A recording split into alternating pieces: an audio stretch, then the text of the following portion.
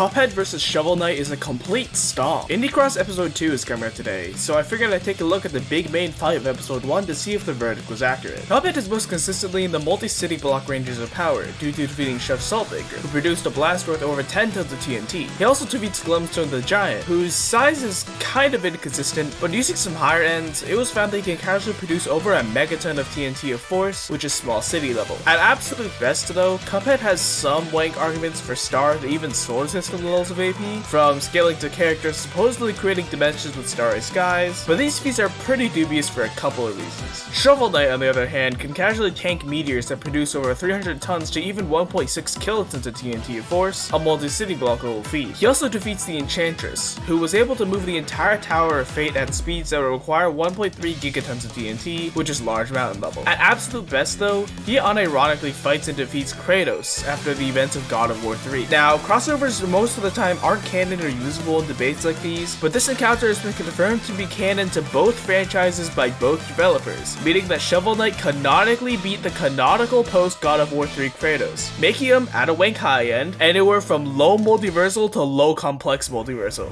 As for speed, at best they're both shown to be able to move in tandem with and dodge lightning, so they should actually be pretty relative to each other, though if you want to wank, Shovel Knight once again scales to Kratos, so yeah. So whether you use the more consistent ends or less consistent wank high ends, the Shovel Knight pretty clearly outstats. Adding on top of that Shovel Knight's superior versatility, hacks, and experience, I'd say that Indie Cross got the winner of this fight right. And no, just because a character has Toon Force doesn't mean that they can just win any fight. So yeah,